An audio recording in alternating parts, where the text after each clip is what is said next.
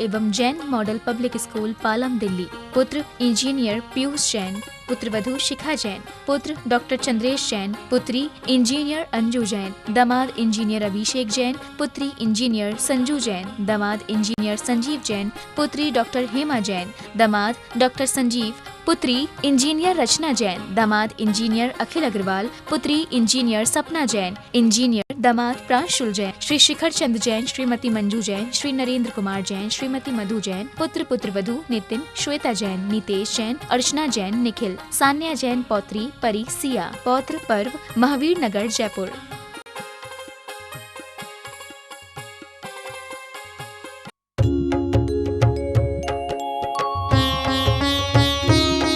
शंका समाधान।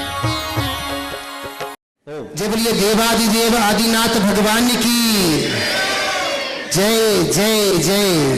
संत शिरोमणि आचार्य भगवंत विद्यासागर जी महामुनि राज की जय बोलिए। पूज्य मुनिवर श्री प्रमाण सागर जी महाराज की, मुनिवर श्री विराट सागर जी महाराज की। आप देख रहे हैं 52 गजा सिद्ध क्षेत्र चूनगिरी मध्य प्रदेश से देश के सर्वाधिक लोकप्रिय कार्यक्रम शंका समाधान।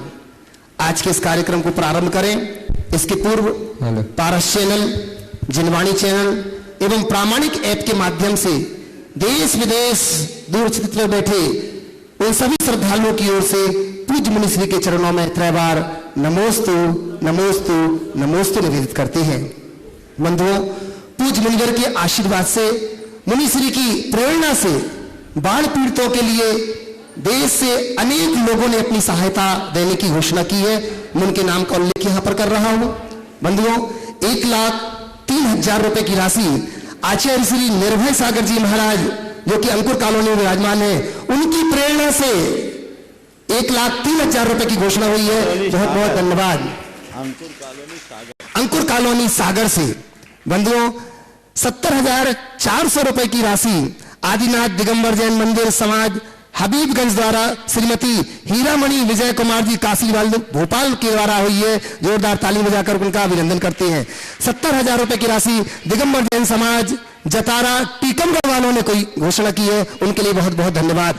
63,000 रुपए की राशि श्री बजाज जैन मंदिर आशा धमासिया जी की ओर से बहुत बहुत बहुत बहुत धन्यवाद। 51,000 रुपए की राशि बंधुओं भवरी लाल जी इंदू देवी सरावगी कोलकाता से। 51,000 रुपए की राशि सलेक्शन जी जैन दिल्ली से। 41,000 रुपए की राशि बाढ़ पीड़ितों के लिए सकल दिगंबर जैन समाज श्वेतांबर जैन समाज द्वारा मनोज कुमार भरत कुमार जी गाडरवाड़ा से। 31,500 रुपए की राशि बाढ़ पीड़ितों के लिए 1008 महावीर दिगंबर जैन मंदिर शिवनंद नगर अहमदाबाद से। 31,000 रुपए की राशि श्रीमती कांता जैन तुपकर संध्या डॉक्टर अमर जैन तुपकर पालघर महाराष्ट्र से। 30,000 रुपए की राशि पंडित सोरेश चंद जी चमेली बाई जी जैन कटंगी जबलपुर से। आप लोग कम से कम तालियां बजा करके इनकी अनुमोदना तो कर ही सकते हैं। 28,500 रुपए की राशि अखिल भारतवर्षीय दिगंबर जैन महिला परिषद नैना सुंदरी संभाग भोपाल से। 26,000 रुपए की राशि अमरोहा जैन समाज से। 25,000 रुपए की राशि रतनलाल जी पवन कुमार जी काला नेमी नगर इंदौर से। 21,000 रुपए की राशि बाढ़ पीड़ितों के लिए किरण कुमार जी धनपाल जी से थे। 19,000 रुपए की राशि दिगंबर जैन समाज महिला मंडल इंद्रलोक कॉलोनी द्वारा डाली टोंगिया इंदौर से। बंधुओं, 12,500 रुपए की राशि पार्श्वनाथ पुरानी मंडी मंदिर कोलकाता से। 12,000 रुपए की राशि श्री दिगंबर जैन महिला मंडल महालक्ष्मी नगर इंदौर से।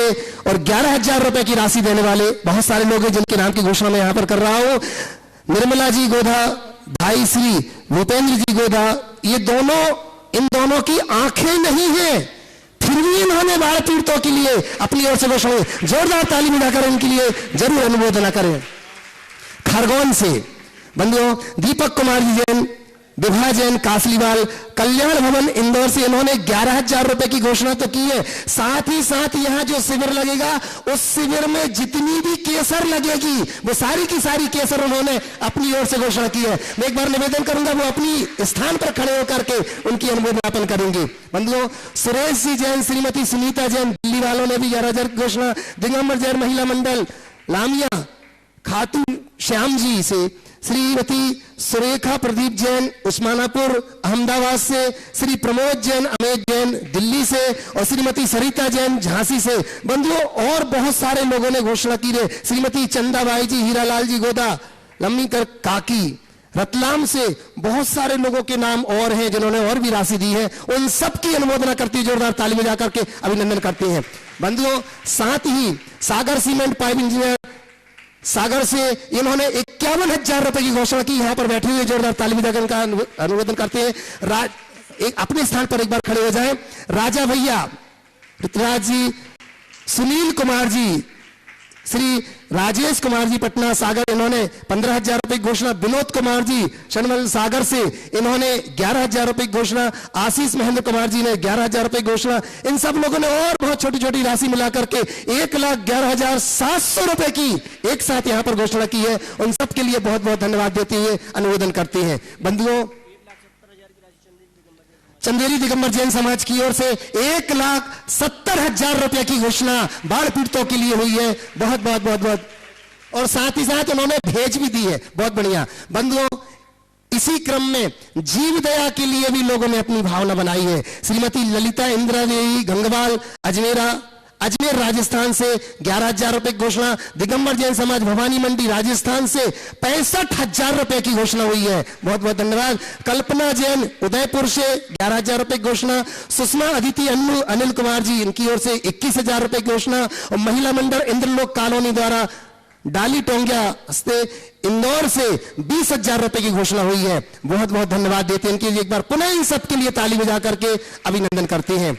बंधुओं साथ ही साथ गुणायतन में जो एक विशाल सहस्त्रकूट जिनालय बनने जा रहा है, उसमें अपनी ओर से जिन्होंने प्रतिमा की घोषणा की है, मैं उनके लिए भी जोरदार तालियां बजा करके, अगर वो यहां पर हो तो अपने स्थान पर खड़े होंगे। सुरेंद्र कुमार जी जैन, कमला जैन, चिराग जैन द्वारका दिल्ली, प्रतिमा जी जोरदार ताली बजा करके इनका अभिनंदन करते हैं। राजेंद्र कुमार जी, रतिलाल जी जैन बखारिया सोलापुर रोड अहमदाबाद से, इन्होंने एक प्रतिमा की घोषणा की है। इनके लिए बहुत बहुत बहुत बहुत धन्यवाद।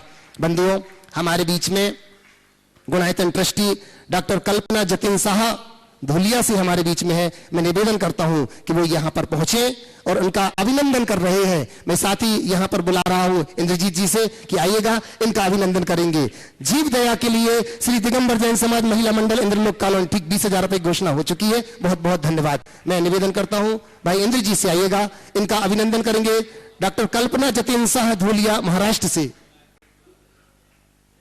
गुणायतन की ओर से मैं निवेदन करता हूं चंद्रकला जी से कि इनका अभिनंदन करेंगे। मैं निवेदन करता हूं इंद्रजीत जी से, अपनी बात रख रहे हैं 52 गजा सिद्ध क्षेत्र की ओर से। इंद्रजीत जी से निवेदन करता हूं कि आइएगा यहां पर, माइक ले लो।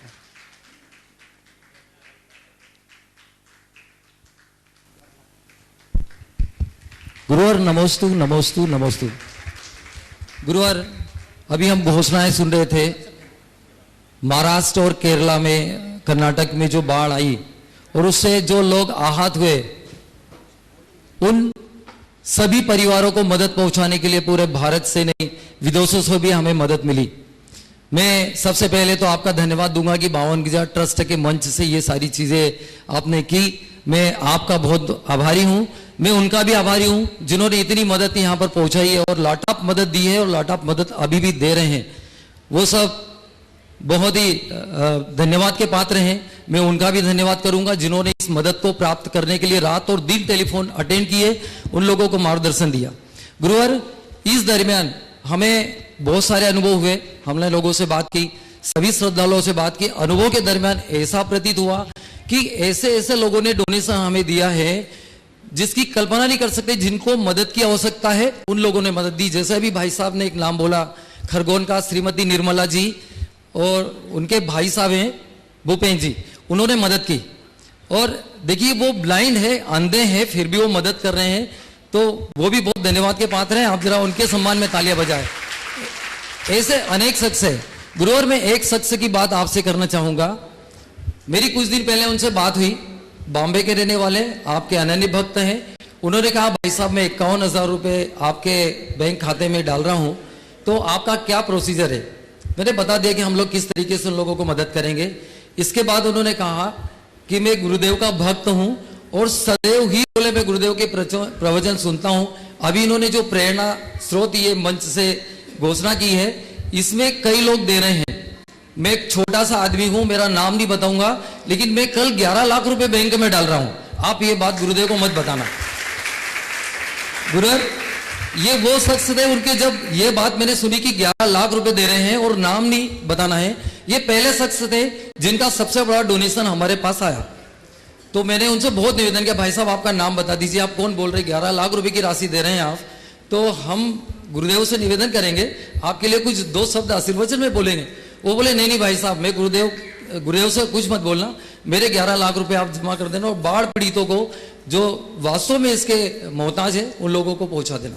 गुरुवर मेरे बहुत निवेदन करने के बाद आज उन्होंने कहा कि ठीक है, यदि मैंने उनसे ये कहा कि आपके यदि नाम की घोषणा होगी तो और लोगों को प्रेरणा मिलेगी और हो सकता है कि जो हमारे को डोनेशन मिला है उसमें और बढ़ोतरी हो जाए। गुरुवर उन्होंने बहुत निवेदन के बाद में आज उन्होंने ये कहा है कि हाँ ठीक है, गुरुदेव को मेरा नाम बता दीजिएगा। गुरुवर मैं चाहता हूं कि ऐसे डोनर के लिए आप 2 शब्द जरूर बोलें और मेरे उन कार्यकर्ताओं को जरूर धन्यवाद आपके मुंह से मिले कि आशीर्वचन मिले गुरुदेव जिन्होंने इस काम को किया है।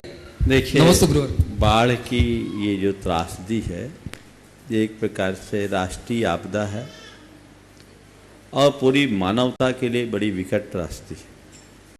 इस तरह की त्रासदी और विपदाओं में मैं समझता हूँ पूरा देश उन सब के साथ खड़ा हुआ है। हर किसी ने अपनी अपनी शक्ति और परिस्थिति के अनुरूप भावना अनुसार कुछ ना कुछ सहयोग तो दिया होगा। देश भर में अनेक संगठनों और संस्थाओं ने इस कार्य को आगे बढ़ाया। जैन मंचों से भी इसका बढ़ चढ़ करके लोगों को सहायता दी गई। यहाँ से भी आह्वान किया गया। मुझे बड़ी प्रसन्नता है कि थोड़े से आह्वान पर पूरे देश भर की जैन समाज ने जिस तरह की तत्परता दिखाई है वो बहुत ही प्रशंसनीय है। राशि इकट्ठी हो रही है, काफ़ी कुछ राशि आ गई है। मैं तो चाह रहा था कि 25 तारीख तक उन लोगों तक हैंडओवर भी करवा दूं, पर आज मुझे मालूम पड़ा कि जितनी घोषणाएं हुई है उनमें से अभी बहुत सारी राशि आई नहीं है। तो 2-3 दिन और आगे बढ़ा ले, पर्यूषण के पहले ही इस चैप्टर को क्लोज करना है और वो राशि ज़रूरतमंदों तक पहुंचाना है। आज मेरे पास संपर्क करने पर बात आई कि अभी प्रारंभिक स्थिति की जो राशि वहाँ चाहिए थी वो है। हम इस राशि का प्रयोग लोगों के भावी जीवन को व्यवस्थित करने के लिए करना चाहते हैं। तो जिन तक ये राशि पहुंचाना है उनका भी कहना है कि अभी हमारे लिए जल्दी नहीं है। आज ही चूँकि वहाँ आगम सागर जी महाराज और पूज्य नियम सागर जी महाराज के मार्गदर्शन में कार्यकर्ता लोग बहुत काम कर रहे हैं। उनसे संपर्क करवाने के बाद ये संदेश आया। इसलिए जो मैंने पहले 25 तारीख को कहा था, मैं चाह रहा था कि वो लोग यहाँ आए और इसी मंच से उन सबको ये राशि दे दी जाए और साथ ही साथ जिन लोगों ने भी राशि यहाँ पहुँचाई है सबका नाम वेबसाइट में डाल दिया जाए ताकि एक पूर्ण पारदर्शिता बने। 11,000 से ऊपर तक की सारी राशि का नाम से और बाकी का एक इकट्ठे रूप में दे दिया जाए और ये करना है। और इसके साथ ही जिनको राशि आप पहुंचाएं उन्होंने वहां पर क्या काम किया है उसका ब्यौरा भी वेबसाइट पर उपलब्ध होना चाहिए ताकि हर दातार को संतोष मिले। लोग बहुत अच्छे से लगे हुए हैं। मैं उन लोगों को कहना चाहता हूं जिनने अपनी राशि घोषित की और अभी तक नहीं पहुंचाई है तो वो अपनी राशि पहुंचाए। बहुत सारे लोगों ने अपनी राशि सीधे भी पहुंचा दी है जिनकी इस मंच से घोषणा हुई है, तो ऐसा हो जाता है। लेकिन ठीक है, जो राशि आई है अच्छी राशि है लेकिन अभी पर्याप्त नहीं है। ऐसे कार्यों में आप जितना भी आगे बढ़ सके करें। अभी जिन सज्जन का उल्लेख इंद्रजीत ने किया, वाकई में ऐसे लोग बहुत कम मिलते हैं। मैं तो उनको जानता भी नहीं, नाम मेरे कान में ज़रूर आया था। एक बड़े कारपोरेट हाउस के एक उच्च अधिकारी हैं, कभी मेरे पास आए नहीं, पर मुझे यही मालूम है कि वो नियमित सुनते हैं और उनने अपनी भावना यहाँ व्यक्त की। 2 दिन पहले मैंने अपने प्रवचन में इसका जिक्र किया था कि वो अपना नाम नहीं बताना चाहते और इस तरह के लोग भी हैं। मैंने इंद्रजीत से कहा था कि ऐसे लोगों का समाज से परिचय होना चाहिए और इससे औरों को भी प्रेरणा मिलती है। तो आज उनने जब अपनी सम्मति दे दी है, इंद्रजीत ने मुझे नाम तो पहले भी बता दिया था, लेकिन जब उनने सम्मति दी है तो मैं चाहूँगा ऐसे व्यक्ति का हर कोई हृदय से सत्कार करे। वे हैं प्रशांत जैन, मुंबई में हैं। HDFC बैंक में वे किसी शायद CFO है या कोई बड़े पोस्ट पद पर है, मुझे पूरा डिटेल जानकारी में नहीं है, लेकिन ये हमारे समाज के लिए गौरव है और हमें ऐसे लोगों से प्रेरणा लेनी चाहिए। और भी लोग ऐसे कार्यों से प्रेरित हो और अपने धन का जितना बन सके सदुपयोग करें। मैं प्रशांत जी को इस कार्य के लिए साधुवाद भी देता हूँ, आशीर्वाद भी देता हूँ और ये भावना भाता हूँ ऐसे ही अपने जीवन पर्यंत अपने द्रव्य का सदुपयोग करते हुए अपने जीवन का कल्याण करें। चलिए आगे। महाराज श्री भोलानाथ जी जैन, बाबूलाल जी, श्री विमल कुमार जी जैन आगरा एवं श्री कमल कुमार जी जैन दिल्ली वाले सिंघी परिवार दिल्ली वालों की ओर से बाढ़ पीड़ितों के लिए 51,000 रुपए की राशि एवं दयोदय महासंघ के लिए 1,01,000 रुपए की राशि की घोषणा हुई है। जोरदार ताली बजाकर उनका अभिनंदन करते हैं। बंधुओं, हमारे बीच में सुश्री मीनाक्षी जैन अतिरिक्त सत्र न्यायाधीश उदयपुर से हमारे बीच में है। मैं निवेदन करता हूं कि वो मंच के निकट आए और उनका अभिनंदन कर रहा है। निमाण महिला मंडल की अध्यक्षा यहां पर हो, मैं निवेदन करता हूं महिला मंडल आकर के इनका अभिनंदन करेगी। जोरदार तालियां बजा करके सुश्री मीनाक्षी एडीजे हमारे बीच में है, जोरदार ताली बजाकर उनका अभिनंदन करते हैं। और प्रथम प्रश्न के लिए मैं उनसे ही निवेदन करूंगा कि वो प्रथम प्रश्न करेंगे और उनके बाद तैयार रहेंगे इंद्रवत जयपुर से।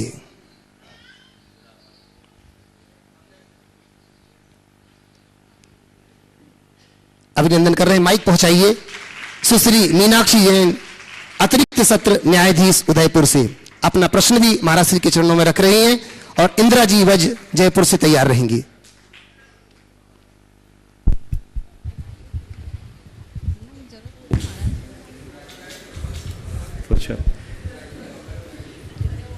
महाराज श्री के चरणों में त्रिबार नमोस्तु नमोस्तु नमोस्तु। महाराज श्री, मेरे और मेरे परिवार की तरफ से और केशव नगर उदयपुर जैन समाज की ओर से आपको त्रिबार नमोस्तु नमोस्तु नमोस्तु। महाराज श्री, मेरा प्रश्न ये है कि मौन की जीवन में क्या सार्थकता है, क्या अहमियत है? मौन रहने वाले व्यक्ति के जीवन में क्या उसके जीवन, स्मरण और वाक शक्ति में प्रभाव पड़ता है? मौन रहने के क्या अनुकूल और प्रतिकूल परिणाम आते हैं? और क्या हर वक्त व्यक्ति को मौन रहना चाहिए या कभी उसका प्रतिकार भी करना चाहिए? बहुत अच्छा सवाल किया। देखिए, मौन एक बड़ी साधना है। हमने एक कहावत सुना है, if speech is gold then silence is golden. ये बहुत पुरानी कहावत है। जीवन में कई बार ऐसा अनुभव आपने भी किया होगा, सबने किया होगा, जो बातें हम अपने वचनों से व्यक्त नहीं कर पाते उनकी अभिव्यक्ति हमारे मौन से हो जाती है। तो मौन की अपनी महिमा है। जहाँ तक मौन साधना का सवाल है, तो मौन साधना से मौन से हमारी प्रवृत्तियां नियंत्रित होती हैं, विकल्प शांत होते हैं। और जब हम मौन धारते हैं तो हमारा स्वयं के साथ संवाद जुड़ता है। अक्सर जब हम बोलते चालते रहते हैं तो हमारा कम्युनिकेशन औरों से होता है, हम अपने साथ नहीं जुड़ पाते। जब हम मौन हो जाते हैं तो हमारे साथ हमारा अपना संवाद जुड़ पाता है। जब स्वयं के साथ स्वयं का संवाद जुड़ता है तो हमारे अंदर की शक्तियां स्वतः उद्घाटित होने लगती हैं। इसलिए अपने विकल्पों के शमन के लिए, वृत्तियों के शोधन के लिए और अपनी शक्ति की व्यर्थ बर्बादी से बचने के लिए मौन धारण करना चाहिए। जहां तक मौन रखने से वाक शक्ति का सवाल है, मुझे ये अनुभव नहीं है कि मौन बोल रखने से व्यक्ति की वाक शक्ति प्रखर होती है, पर मुझे इतना पता है कि मौन रखने से बोलने की ताकत जरूर आ जाती है। सन 2004 में मुझे लेरेंजाइटिस हुआ।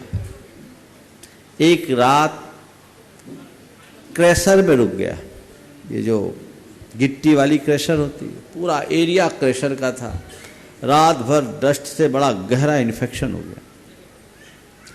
अब उससे मेरे गले में बड़ा ज़्यादा इन्फेक्शन हो गया, बोलना मुश्किल। अब उस समय मुझे प्रवचन करना भी था, क्योंकि उस समय मेरे साथ कोई नहीं थे। सन 2004 की बात है, मैं जबलपुर में था।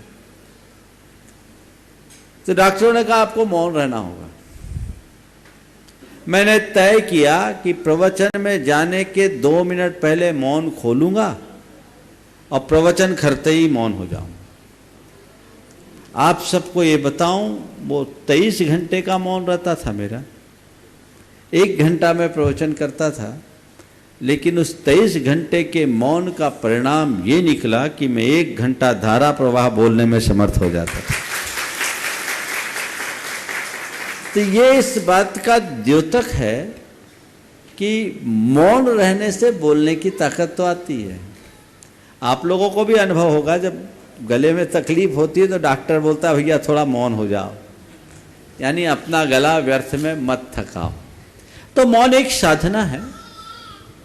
और हमारे कुछ ऐसे भी उदाहरण आते हैं कि जो नियमित मौन होता है, वो यदि अपने मुख से कुछ उच्चारित करता है तो कहते हैं जो वो बोलता है वो घट जाता है। ऐसा मैंने सुना है, पढ़ा है, अनुभव नहीं किया।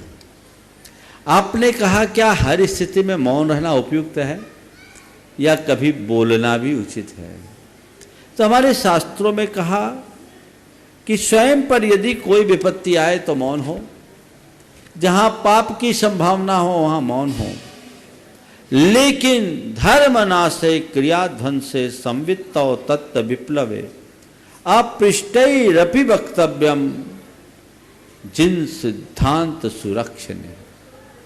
जब धर्म का नाश होता दिखे, क्रियाओं का ध्वंस होता दिखे, तत्व का विप्लव होता दिखे, तो बिना पूछे भी बोलना चाहिए, क्योंकि उसके बिना हम धर्म की रक्षा नहीं कर सकते, संस्कृति की रक्षा नहीं कर सकते, राष्ट्र की रक्षा नहीं कर सकते, समाज की रक्षा नहीं कर सकते। तो ये एक सीमा है। जब हमारे मौन रहने से किसी का हित हो तो वहां बोल देना चाहिए, जब हमारे बोलने से किसी का हित हो वहां मौन रहना चाहिए। इंदिरा जी भट्ट जयपुर से और तैयार रहेंगे आदित्य जैन दिल्ली कृष्णनगर से। महाराज जी के चरणों में त्रियोग पूर्वक त्रैबार नमोस्तु नमोस्तु नमोस्तु। महाराज जी बुद्धिजीवियों ने कहा है कम सामान सफर आसान, कम सामान सफर आसान। जीवन के सफर में सामान कम हो तो चढ़ने उतरने में आसानी रहती है, थोड़ी जगह में भी गुजारा हो जाता है। इस बात को भगवान महावीर ने अपरिग्रह सिद्धांत के माध्यम से समझाया है। आज आधुनिक युग में स्टैंडर्ड ऑफ लिविंग की धारणा ने प्राथमिक आवश्यकताओं को गौणकर अनावश्यक वस्तुओं के प्रति आकर्षण पैदा कर दिया। यही कारण है कि आज परिग्रह ने तृष्णा को उत्तरोत्तर बढ़ाकर मनुष्य को अशांति, आकुलता, विषमता के भयानक जंगल में फंसा दिया है। चारों ओर से संग्रहित किया गया सामान हृदय को संकीर्ण, बुद्धि को भोगोन्मुख, मन को चपल, इंद्रियों को अनियंत्रित, आत्मा को भारी बना देता है। आज हिंसात्मक, भ्रष्टाचार, चोरी आदि अनैतिक आचरण का मूल कारण संग्रह करने की तीव्र इच्छा ही है। पर महाराज ये सारा सब यहीं धरा रह जाएगा, और ये मानव ये बात समझता क्यों नहीं है? सब बातें तो आपने बता दी। मैं समझता हूँ मुझे बोलने की जरूरत नहीं है। बहुत अच्छे विचार, काश मनुष्य इतनी सी बात समझ ले तो उसे समझाने की जरूरत न पड़े। नमोस्तु महाराज, नमोस्तु। आदित्य जैन दिल्ली कृष्णनगर से। बंधु आज लगभग 200 लोग दिल्ली से यहाँ पर उपस्थित हैं। छोटा सा बेटा अपना प्रश्न रख रहा है, वो तैयार रहेंगे। आरती दीपक जैन धूलिया महाराष्ट्र से। नमोस्तु महर्षि, नमोस्तु। मेरा ये प्रश्न है कि जब हम कोई तीर्थ यात्रा पर जाते हैं तो हमारे पैर की या गाड़ी के नीचे कोई जीव आ जाते हैं तो उन्हें चोट लगती है, तो हमें कोई दोष लगता है? देखो ऐसा है, हम चलते फिरते उठते बैठते हैं, कोई भी क्रिया करते हैं। मैं कह रहा था हम लोग चलते फिरते हैं, क्रिया करते हैं तो हमसे हिंसा तो होती ही है। यथासंभव हमें सावधानी रखनी चाहिए और ये सोच कर कि हम तीर्थ यात्रा में भी निकले, इसमें भी हिंसा हुई है, तो उस हिंसाजन पाप से बचने का एक ही उपाय है कि जिस भी तीर्थ में जाओ खूब भाव भक्ति से वंदना करो ताकि सारा पाप साफ हो जाए। समझिए? चलिए। आरती दीपक धूलिया महाराष्ट्र से। और इसी के साथ तैयार रहेंगे सचिन साहब बारामती से। हे गुरुवर, मेरे परिवार के तरफ से त्रिवार नमस्तु नमस्तु नमस्तु। हे गुरुवर, मैं घर संसार परिवार में रहते हुए विभक्त किस तरह रहूं, कृपया शंका का समाधान कीजिए। घर परिवार में रहते हुए विभक्त कैसे रहूं? विभक्त नहीं, अनासक्त कैसे रहूं? हाँ। देखिए, एक दोहा बोलते हैं, रे समदृष्टि जीवड़ा करे कुटुंब प्रतिपाल, अंतर से न्यारा रहे धाय खिलावे बाल। बस इसको याद रखो। जैसे धाय बच्चे को खिलाती है, अपना पूरा मातृत्व उस पर उड़ेल देती है, कुछ पल को उस बच्चे को भी ये भ्रम हो जाता है कि यही मेरी असली माँ है, लेकिन धाय जानती है मैं इसकी माँ नहीं हूँ, मैं बस केवल पालन कर रही हूँ। इतनी सी समझ अगर मनुष्य के मन में हो तो सबके बीच में रहते हुए भी वो स्वयं में रमने की सामर्थ्य विकसित कर सकता है। नमस्ते गुरुवर, नमस्ते। सचिन साहब बारामती से बोले। उसके पूर्व महाराज श्री बहुत लोग यहाँ पर लगे हुए हैं। श्री रजनीश जैन, सरोज आशीष जैन, रश्मि जैन दिल्ली, पीयूष नेहनगर। सब लास्ट के 3 मिनट में घोषणाएं करना, बीच में कोई घोषणाएं नहीं। जिनकी भी घोषणाएं आखिरी के 3 मिनट घोषणा की। चलिए सचिन साहब और तैयार रहेंगे। राजा भैया निशी जैन सागर से। नमस्तु महाराज जी, नमस्तु महाराज जी, नमस्तु महाराज जी। मैं बारामती से आया हूँ महाराज जी। मेरा प्रश्न है महाराज जी कि आज बहुत से साधु नया नया मंदिर बना रहे हैं। हाँ, नया नया मंदिर बना रहे, लेकिन जो पुराने मंदिर है उनका डेवलपमेंट कम हो रहा है, उनकी व्यवस्था बहुत कम है। और आज समाज की व्यवस्था में हॉस्पिटल्स, एजुकेशन, इसमें ज़्यादा जोर देना चाहिए। जैसे कि बाहर के समाज जितना जोर दे रही है उतने हम बहुत पीछे हो रहे हैं। हमारा ही समाज जैसे बिजनेस में बहुत पहले आगे थी, लेकिन हम अभी बहुत पीछे आ रहे हैं। आपका सवाल मैं समझ गया। इस आशय का सवाल प्राय आता रहता है। तुम जैसे युवा, प्राय उनके मन में ऐसा सवाल गूंजता है, स्वाभाविक है, ऐसा होता है। लेकिन थोड़ा इसको व्यापकता से समझो। ये बात सही है कि पुराने का जीर्णोद्धार करना जरूरी है, पर नए के निर्माण के प्रति जो उपेक्षा का भाव आज की जनरेशन में हो रहा है वो उचित नहीं। मैं एक घटना सुनाता हूँ।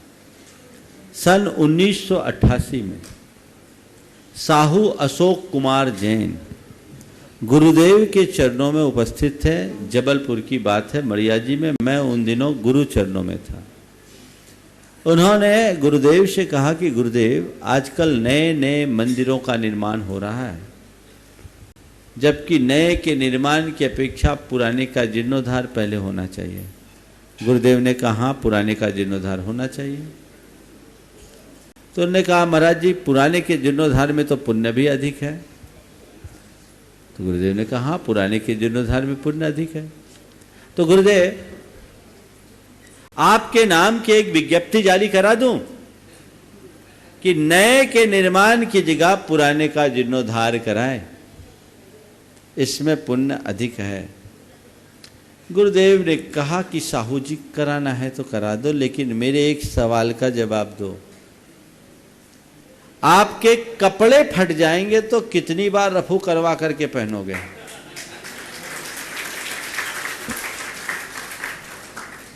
बात समझ में आ रही है? कपड़े फट जाएंगे, रफू करवाना होगा, रफू करवाओगे, पहनोगे, कितनी बार? पुराने का जीर्णोद्धार करना आवश्यक है, कराओ, पर ये मान करके चलो कि केवल पुराने के जीर्णोद्धार से अपनी संस्कृति को आगे नहीं बढ़ा पाओगे। संस्कृति को आगे बढ़ाना है तो कुछ ऐसा भी निर्माण करा जाओ कि आने वाली पीढ़ियां उसका जीर्णोद्धार करा सके। जो लोग नए के निर्माण का निषेध करते हैं उन्हें जानना चाहिए कि पुराने लोगों ने अगर नवनिर्माण नहीं किया होता तो आज जीर्णोद्धार का प्रश्न ही कहां आता। समझ गए? तो जीर्णोद्धार के साथ निर्माण की प्रक्रिया जारी रहनी चाहिए। आज अगर ऐसा निर्माण होगा तो आने वाले 1000 वर्ष बाद जब इतिहास लिखा जाएगा तो उसके स्वर्ण पृष्ठों में यह बात अंकित होगी कि 20वीं और 21वीं शताब्दी में जैन संस्कृति फलती फूलती थी। ये हमारे परंपरा के दस्तावेज बनेंगे, ये हमारी सांस्कृतिक इतिहास के गौरव और गरिमा का बोध कराएंगे। ये आप चाहते हो कि नहीं? ये आज हम सब बड़े भाग्यशाली हैं कि हम ऐसे स्वर्ण युग में जिए। आज से 400 वर्ष पुराना जो युग था वो ऐसा बुरा युग था, ऐसा बुरा दौर था जब सब जगह मंदिर तोड़े जाते थे। मंदिर और मूर्ति भंजकों के द्वारा हमारे मंदिरों को तोड़ा जाता था। आज हम भाग्यशाली हैं कि हम मंदिर बनाने वाले युग में जन्मे हैं, मंदिर टूटने वाले में नहीं। जब कभी भी इतिहास लिखा जाएगा तो ये बात बहुत स्पष्ट अच्छे तरीके से प्रस्तुत होगी कि यह जैन संस्कृति का स्वर्ण युग था। हम अपने अतीत के इतिहास को पलटते हैं तो चाहमान और चंदेल नरेशों और परवार नरेशों के काल में इस क्षेत्र में जैन संस्कृति खूब फली फूली। उससे पहले गुप्त काल में और जबलपुर की तरफ कलचुरी नरेशों के माध्यम से जैन संस्कृति बहुत फली फूली। होयसल नरेशों के माध्यम से आपके दक्षिण में जैन संस्कृति बहुत फली फूली। किसके आधार पर कहते हैं? इन्हीं मंदिरों और मूर्तियों के आधार पर ही तो कहते हैं। कौन है दस्तावेज? इसलिए इन्हें कभी बुरे नजर से मत देखना। अपनी पहचान को युग युगांतरों तक कायम रखने का इससे अच्छा माध्यम नहीं है। हाँ, अस्पताल, कॉलेज, मेडिकल और एजुकेशन के जितने बड़े सेंटर्स हैं उनको खोलने की जहाँ तक बात है उसे खोलिए, उसका निषेध नहीं, वो निर्वाह की बात है। और आज भी जैन समाज के द्वारा जितने एजुकेशन सेंटर्स चलाए जा रहे हैं और हेल्थ केयर के लिए कार्यक्रम संचालित हैं, जनसंख्या के अनुपात से वो कम नहीं है। और हमारे गुरुदेव को देखो, उन्होंने मंदिर बनाया तो भागोदय भी खुलवाया, लोगों को वो नहीं दिखाई पड़ता। अभी पूर्णायु की शुरुआत हुई जबलपुर में, वो नहीं दिखता। प्रतिभा स्थली खुलवाई, ये नहीं दिखता। केवल मंदिर ही क्यों दिखता है? समझ गए? अभी 3-4 दिन पहले मेरे पास शायद पिछले शनिवार को यहाँ बड़वानी जिले के पूरी न्यायपालिका यहाँ आई हुई थी। तो पिछले शनिवार को तो एक महानुभाव ने मुझसे सवाल किया था कि इतने मंदिर बनाए जा रहे हैं जबकि हमको मानवता की सेवा करनी चाहिए।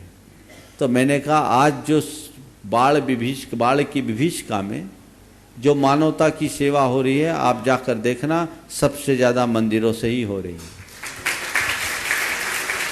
पहल मंदिरों से ही होती है। जब तक मंदिर है तब तक तुम्हारी आस्था जीवित है।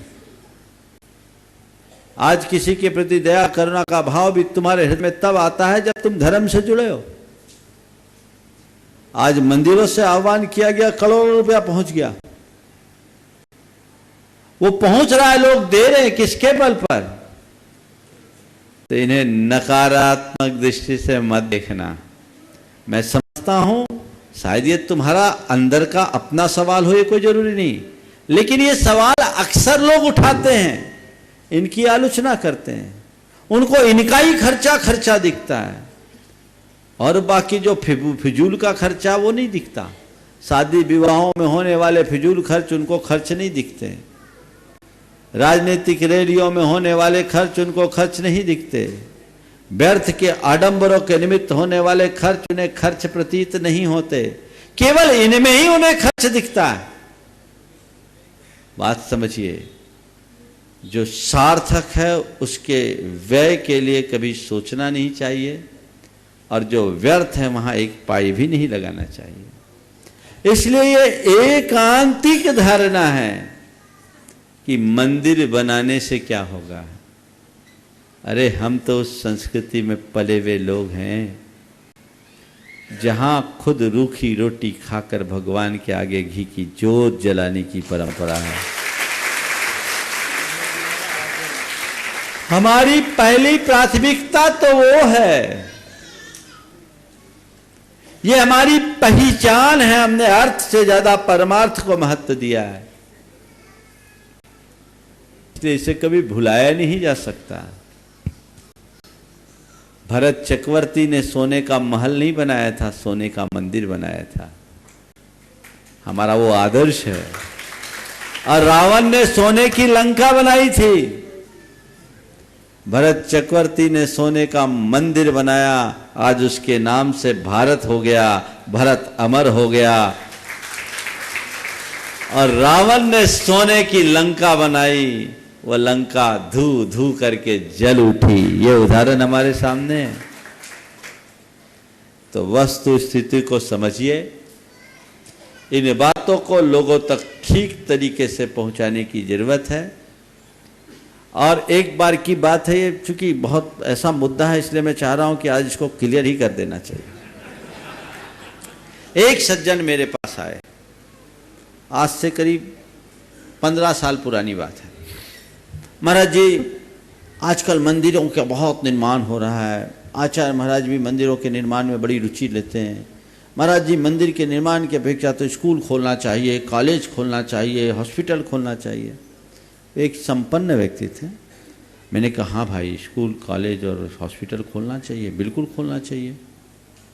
एक काम करो, तुम समर्थ हो, पहल शुरुआत करो, देखो एक आध कोई काम तो करके बैठो। नहीं नहीं महाराज, मेरे बस की नहीं है, आप लोग कराइए। अरे भैया, तेरे बस की नहीं है, तूने मंदिर के लिए कुछ दिया क्या? बोले नहीं दिया। तो स्कूल के लिए दे दे, कॉलेज के लिए दे दे, हॉस्पिटल के लिए दे दे।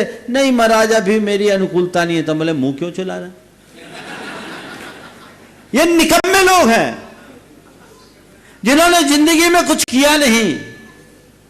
वे लोग ही इस तरह के विचार फैलाकर समाज के वातावरण को बिगाड़ते हैं, वो जहर फैलाने का काम करते हैं। नहीं, हमें रचनात्मक सोच रखनी चाहिए।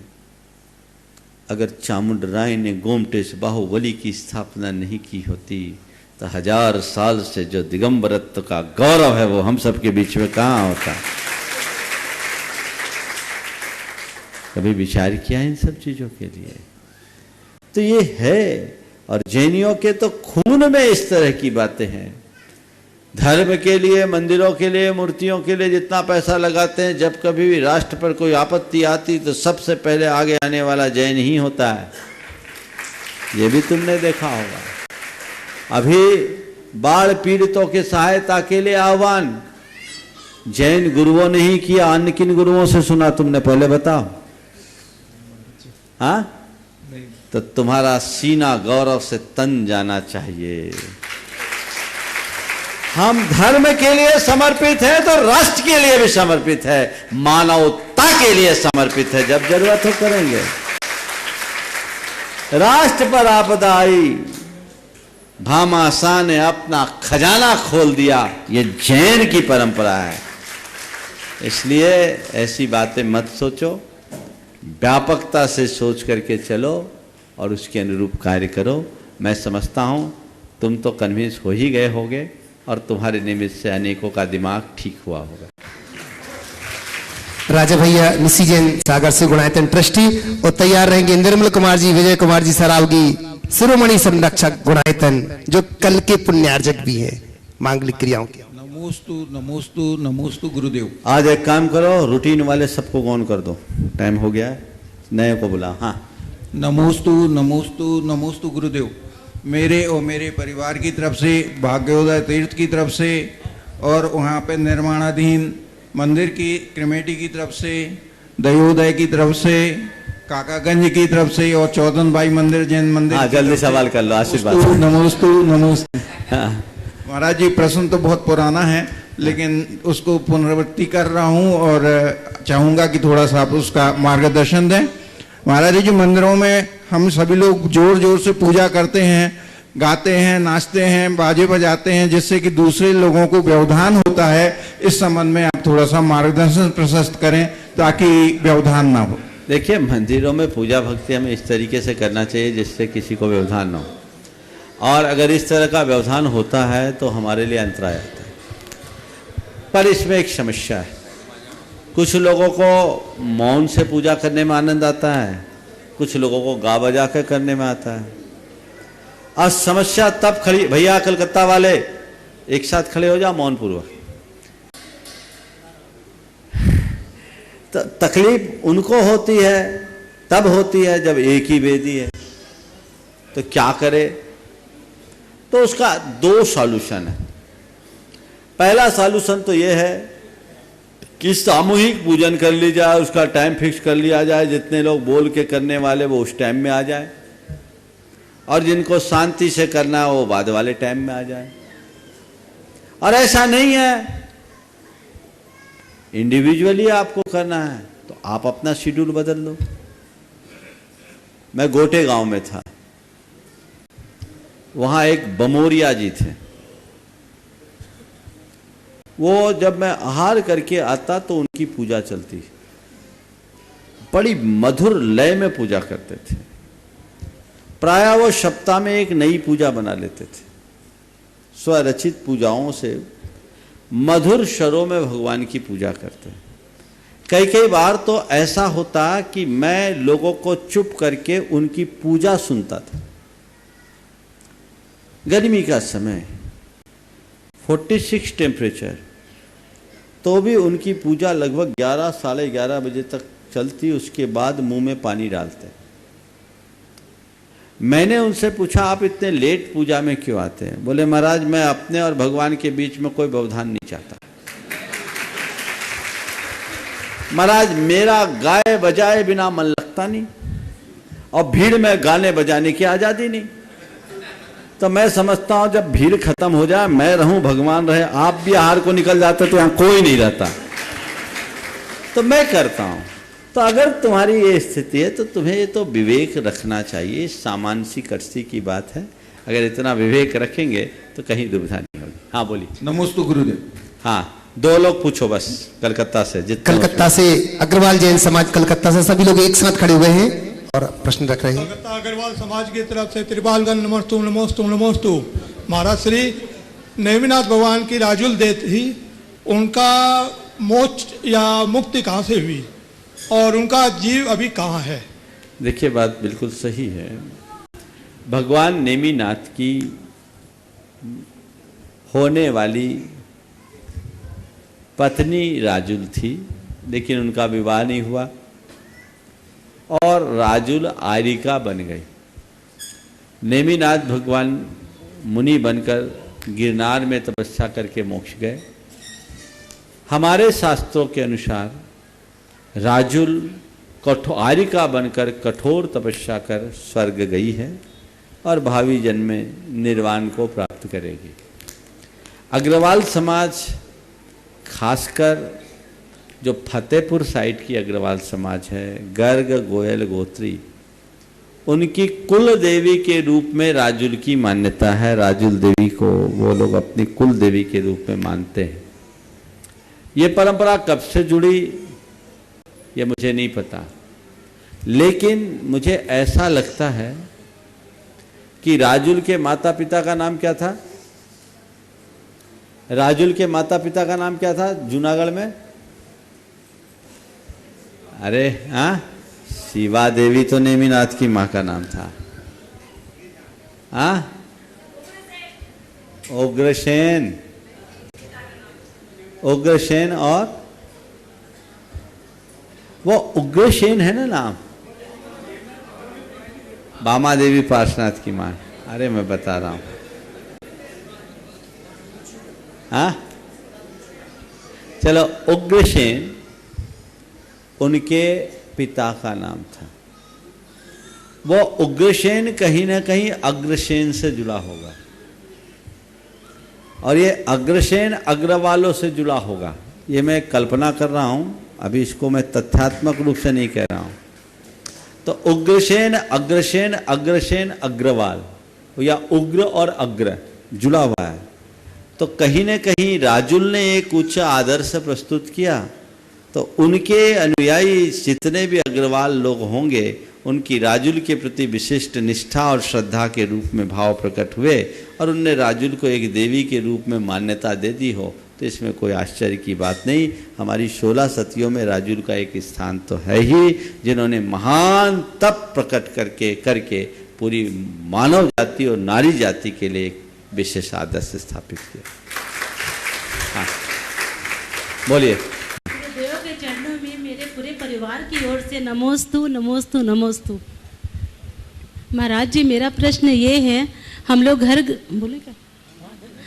घर गृहस्थी में रहते हैं, सारा दिन घर का काम करते हैं, चौके का, झाड़ू बुहारू, सब तरह का। तो जाने अनजाने में कई जीवों की विराधना भी होती है हमारे द्वारा, हम लोग नहीं चाहते हैं फिर भी होती है। तो उन कर्मों का क्षय कैसे किया जाए या कैसे रोका जाए? देखिए, एक तो विराधना करना और एक विराधना होना, इन दोनों में मौलिक अंतर है। विराधना करना महापाप है, और विराधना होनी हमारी दुर्बलता। तो हमारा पहला काम, हम विराधना करें न। अब होने वाली विराधना के प्रति यथासंभव यत्नाचार का पालन करें, यथासंभव हम सावधान रहें। हम जितना सावधान रहेंगे, हमारी विराधना उतनी अल्प होगी, और बाद में हम उसका प्रायश्चित लें। गृहस्थों के, आप लोगों के घर गृहस्थी के काम में, बाकी व्यापार धंधे के काम में विराधना तो होती है। दान धर्म आदि की क्रिया केवल इसीलिए है कि उस विराधना जन पाप का प्रक्षालन है।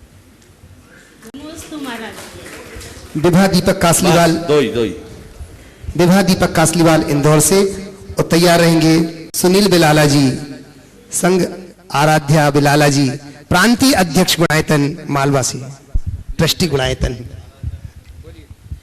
नमोस्तु गुरुवर। गुरुवर, यदि हमारे चंद मीठे बोल बोलने से किसी का रक्त बढ़ता है, और हमारे द्वारा किसी की पीठ थपथपाने से उनकी थकावट दूर होती है, और यदि हम कुछ भी खाते समय उतना ही थाली में लें कि कुछ भी व्यर्थ ना जाए, तो क्या गुरुवर ये क्रमशः रक्तदान, श्रमदान और अन्नदान की श्रेणी में आता है? देखिए, आपने बात बिल्कुल सही कही कि मेरे मीठे बोल से किसी की पीठ, मीठे बोल से किसी का खून बढ़े, किसी की पीठ थपथपाने से किसी की थकान मिटे, और हम उतना ही लें जितना हमें आवश्यक है। तो क्या रक्तदान, श्रमदान और अन्नदान जैसी तपस्या होगी? मैं तपस्या हो या ना हो, समस्या तो कम जरूर होगी। समझ गए? ये हमारी समस्याओं को कम करने वाली चीज़ें हैं। हम अपनी समस्याओं को कम करें, इनके प्रति जागरूक रहें। नमोस्तु गुरु। बिटिया आराध्या और तैयार रहेंगे कपूर चंद जी कोटा से। नमोस्तु महाराज जी, आप इंदौर कब आ रहे हो? अपने दादा को बोलो आचार्य महाराज से अनुमति ले आओ, फिर आ जाएंगे। चलिए, चलो। और तैयार रहेंगे कपूर चंद जी कोटा से, और इसी के साथ कुमारी प्राची जैन रतलाम से। गुरुवर के चरणों में मेरे और मेरे परिवार की तरफ से पुण्य पुण्य नमन। वर्तमान में अधिकतर लोग आपस में किसी भी अनजान से एक ही प्रश्न पूछते हैं कि आप क्या काम करते हैं। वही काम इज्जत का प्रतीक बन जाता है। तो आजकल काम के अकॉर्डिंग व्यक्ति को इज्जत दी जाती है, या फिर विशिष्टता में उनका नाम होना चाहिए। तो नाम एवं काम दोनों को ही इज्जत का प्रतीक मान लेना क्या उचित है? कृपया सजेशन दीजिए। देखिए, नाम और काम को देखकर लोगों को इज्जत मिलती है, बात बिल्कुल ठीक है, पर व्यक्ति के देह धाम को देखने पर उसकी पूजा होती है। समझ गए? दुनिया नाम और काम के पीछे पागल हैं और संत धाम के पीछे आगे बढ़ते हैं। तो हम नाम काम को कम, धाम को प्रमुखता दें। नमोस्तु गुरुवर, नमोस्तु। प्राची जैन रतलाम से तैयार रहेंगे दोनों गौरव धर्म जागृति युवा मंडल दिल्ली से। नमोस्तु महाराज जी।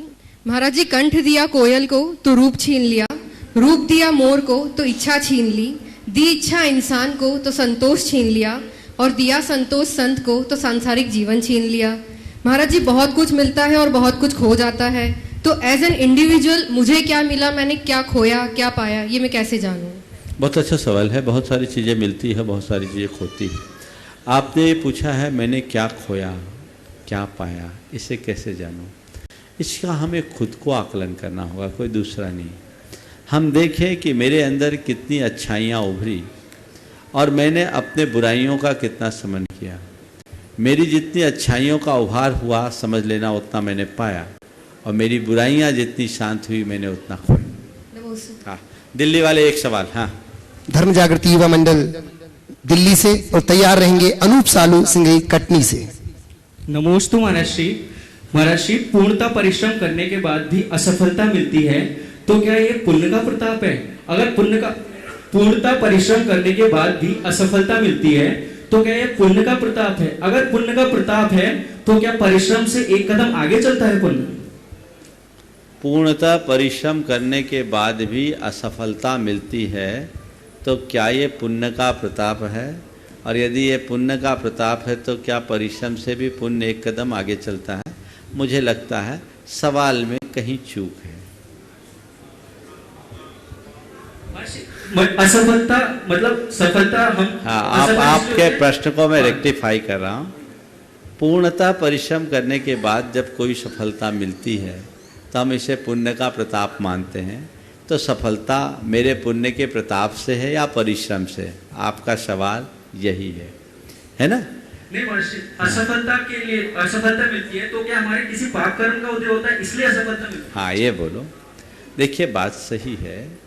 किसी भी कार्य में सफल होने के लिए केवल परिश्रम या केवल पुण्य, दोनों कारण नहीं है। पुण्य पाप और परिश्रम, ये दोनों ही सब कुछ नहीं। हम जब परिश्रम करते हैं तो साथ में पुण्य भी चाहिए, और पुण्य है तो परिश्रम भी चाहिए। दोनों चीज़ें साथ साथ चाहिए। इसके लिए मैं आपको एक उदाहरण देता हूँ। ट्रेन चलती है, किस पर चलती है? चलाता कौन है? इंजन। समझ गए? तो पुण्य की बैकिंग पे, क्या बोल रहा हूँ? पुण्य की बैकिंग पे जब परिश्रम के इंजन को हम ठीक ढंग से चलाते हैं तो अपने गंतव्य तक पहुंच पाते हैं, सफलता की मंजिल तक पहुंच पाते हैं। तो क्या महाराज जी पुण्य को तेज करना जरूरी, मतलब पहले फर्स्ट प्रायोरिटी? बिना पहले रेलवे ट्रैक बिछती कि ट्रेन बनती है? Railway track. बस समझ लो बात। चलिए, अनूप सालू सिंघई कटनी से।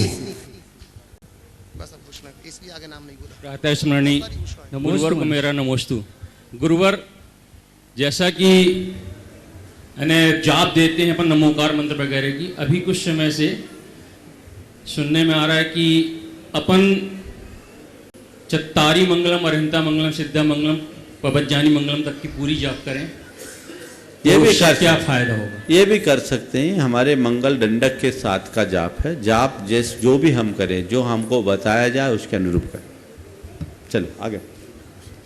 बंधुओं, जीव दया के लिए लगातार लोग घोषणाएं कर रहे हैं। दिगंबर जैन मंदिर, मिलाप नगर, उत्तम नगर, दिल्ली वालों ने नगद 21,000 रुपए की राशि यहां पर भेजी। उनको बहुत बहुत बहुत बहुत धन्यवाद। जीव दया के लिए रजनीश जैन, सरोज, आशीष जैन, रश्मि जैन दिल्ली से, पीयूष जैन, नेहा जैन, इन्होंने नवकार जैन उत्तम नगर से 15,000 रुपए की राशि यहां पर भेजी। उनको बहुत बहुत धन्यवाद। बंधुओं, खेमचंद जी, बिमला देवी जैन, नजफगढ़ 11,000 रुपए की राशि उन्होंने घोषणा की। बहुत बहुत। डॉक्टर कल्पना जतीन शाह, इन्होंने बाढ़ पीड़ितों के लिए 23,000 रुपए की घोषणा और दैवोदय महासंघ के लिए 39,000 रुपए की घोषणा की है। इनको बहुत बहुत बहुत बहुत धन्यवाद। बंधुओं, जहां जीवदया के क्षेत्र में आगे आ रहे हैं। हमारा श्री की प्रेरणा पाकर के नवीन जिनालय में प्रतिमा स्थापित करने के लिए आज ही बहुत सारे लोगों ने और घोषणा की है। सतीश चंचल गरिमा सागर से एक प्रतिमा गुणायतन की सहसपुर जिनालय के लिए 1,21,000 वाली, विद्या दिलीप जटिल कोल्हापुर से एक प्रतिमा, राजेंद्र बंडी जैन धमतरी से एक प्रतिमा, जिसने जिनेश जी, जिनेन्द्र कुमार जी, सुषमा जी कलकत्ता से एक प्रतिमा, बाबूलाल जी, मगनभाई जी, कमलेश सुमन जैन की ओर से, सिरोंज वालों की ओर से एक प्रतिमा, नागेंद्र जैन, कृतिक जैन सागर वालों की ओर से एक प्रतिमा, किरण देवी गंगवाल, मनोज गंगवाल फिरोजाबाद से एक प्रतिमा, वीरेंद्र कुमार जी, डॉक्टर साधना जयपुर से एक प्रतिमा, विकास पाटनी प्रगति पाटनी रांची से एक प्रतिमा, नितेश जैन पाटनी, प्रियंका जैन सूरत से एक प्रतिमा और श्रेणी पोपटलाल जी शाह बड़ोदरा वालों की ओर से एक प्रतिमा की घोषणा हुई है। श्रीमान और भी बहुत सारी जो घोषणाएं हैं महर्षि, कल प्रातः काल प्रवचन के सत्र में उन लोगों की घोषणाएं यहां पर की जाएंगी। कल का प्रवचन जो है बड़े पंडाल में प्रातः काल वहां पर होगा। आप सभी लोगों से निवेदन है ठीक समय पर आप लोगों को वहां पर पहुंच जाना है। प्रातः काल 7 बजे से यहीं पर महाराज श्री के सानिध्य में 7:30 बजे से शांति धारा होगी। ठीक 8 बजे से प्रवचन के लिए आप लोगों को बड़े पांडाल जी में पहुंचना है। 7:30 बजे शांति धारा, 8 बजे आपको वहां पर पहुंचना है। 8 बजे से शांति धारा, 8:20 से मंगल प्रवचन होंगे, इसमें आपको पहुंचना। महिला मंडल सीवी कॉलोनी से 11,000 रुपए की घोषणा, सुरेश चंद जी, श्रीमती सुशीला जी की ओर से भी 11,000 रुपए की घोषणा हुई है। बहुत बहुत बहुत बहुत धन्यवाद।